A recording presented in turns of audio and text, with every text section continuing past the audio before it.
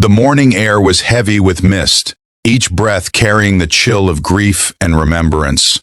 Margaret Collins, a woman once known for her steel-like composure in the corporate world, stood at the edge of a sea of white tombstones. Her black heels sank slightly into the damp grass, but she didn't move. Her eyes were fixed on one name carved into the cold marble: Ethan Collins, her son, her only child, the boy who had once filled her world with laughter, and then, too suddenly, left it hollow and echoing with silence.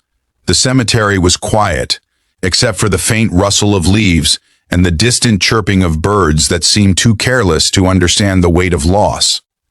Margaret's hands trembled as she brushed a few petals off Ethan's grave. It had been 3 years since the car accident that took him away, and still, every visit felt like reopening an old wound that never healed.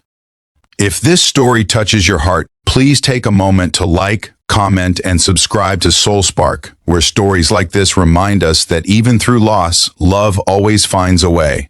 She closed her eyes, her voice barely a whisper. I miss you, Ethan. I wish I could tell you how sorry I am for not being there that day. Her throat tightened. She remembered the call that shattered her life. The police officer's voice, the hospital's sterile lights, the world spinning too fast while she was halfway through a board meeting, too focused on a deal that no longer mattered.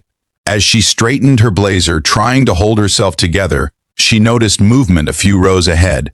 A woman, young, with olive skin and dark brown hair pulled loosely into a braid. She was kneeling on the grass, clutching a little girl in a red dress. The woman's shoulders shook with uncontrollable sobs, and the child, no more than 2 years old, clung to her neck, her big brown eyes wide with confusion. Margaret's first instinct was to turn away, to give them privacy. Grief was sacred, personal, but something about the scene pulled her in. The little girl's red dress, the way the woman's trembling hand caressed a small teddy bear, it all seemed to echo something familiar deep within her soul. She took a hesitant step closer. That's when she saw the name on the tombstone the woman was kneeling before. Her heart skipped a beat. Margaret froze. No, that couldn't be. That was her son's grave. She had visited it every month since his death. She stared, trying to make sense of what she was seeing. The young woman's tears falling onto the same marble her fingers had just touched moments ago. Excuse me, Margaret said softly, her voice steady despite the storm rising inside her. The young woman flinched, then turned her tear-streaked face toward her. Lo siento. I'm sorry, she whispered in accented English. I didn't mean to. Margaret shook her head, still stunned. You knew my son? The woman's lips quivered. Your son? She looked confused. Then, with trembling hands, she reached into her coat pocket and pulled out a small, worn photograph. This is Ethan Collins, she said, showing the picture. He was the father of my daughter. Margaret's world stopped. The photograph showed Ethan, her Ethan, smiling, his arm around the very same woman now kneeling before her. He looked happy, freer than she'd ever seen him. The woman's hand covered her mouth as the truth dawned like lightning. Her son had a family, a woman he loved, a child he never told her about. Margaret's knees weakened. She clutched at her chest, the weight of revelation pressing down on her like an avalanche. For years, she had believed she knew everything about her son, his dreams, his ambitions, even his heartbreaks. Yet here stood proof that he had lived a life beyond her reach, one filled with love she never witnessed. The woman's voice trembled. My name is Lucia, and this is Isabel, she said, holding the little girl closer. Ethan met me when he was working in Spain. He said he wanted to tell you about us, but her voice broke. He said you wouldn't approve. Margaret's eyes filled with tears. Wouldn't approve? She echoed faintly. She thought back to all the time she had pushed Ethan to follow in her footsteps, to join her firm, to focus on success instead of what she called distractions. She had scolded him for his impulsive travels, his artistic dreams, his tendency to follow his heart instead of logic, and now she realized that was exactly what he had done. He followed his heart, all the way to Lucia. Lucia's tears fell faster. When he died, I was alone. I wanted to come see his grave, but I didn't know where. I only found this place last week. I wanted Isabel to know her father, even if only through his name on a stone." Margaret's hands trembled as she looked at the little girl, her granddaughter, Ethan's daughter. The resemblance was undeniable. The same dimple on the left cheek, the same gentle eyes. She felt something within her crack open, a flood of emotions she could no longer contain. I didn't know," Margaret whispered. "I didn't know he had a child." Lucia nodded. "He wanted to tell you, but he was afraid. He said you were always busy, and he didn't want to disappoint you." Margaret turned toward the grave, her heart splitting in two.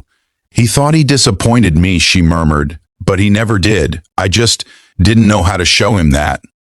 The cemetery around them blurred as tears filled her eyes. She crouched down, her hand resting gently on the cold marble beside Lucia's.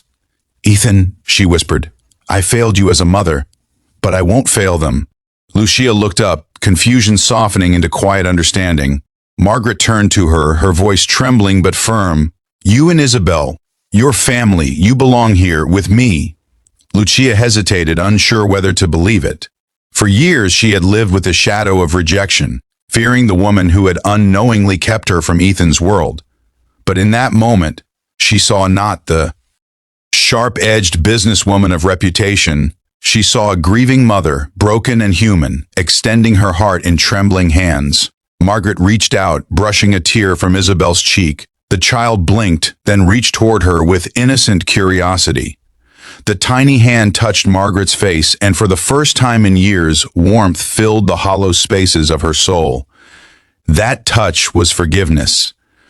Over the next few months, Margaret and Lucia built an unlikely bond. Two women connected by love, loss, and the same man who had left pieces of his heart in both of them. Margaret introduced them to Ethan's old friends, showed them his childhood home, and helped Lucia settle into a new life nearby. The mansion that had once echoed with emptiness now rang with laughter again. Isabel's laughter, light and free, reminding Margaret that love doesn't end at the grave. One evening, as the sun dipped behind the hills, Margaret sat on the porch holding Isabel in her arms. The little girl pointed toward the sky, smiling. "Daddy's up there," she said in a small, confident voice. Margaret's eyes filled again, but this time they weren't just tears of sadness. "Yes, sweetheart," she whispered, "and he's smiling at us." If this story moved you, please share your thoughts below and subscribe to SoulSpark. Every like, comment, and share helps keep stories of love and hope alive. As the stars began to shimmer across the night sky, Margaret finally felt peace. Ethan was gone, but through Lucia and Isabel, he was still here, in every heartbeat, every giggle, every quiet moment of connection. And though loss had brought them together, love would keep them whole. Because sometimes, the greatest miracles don't come from the lives we build, but from the hearts we mend along the way.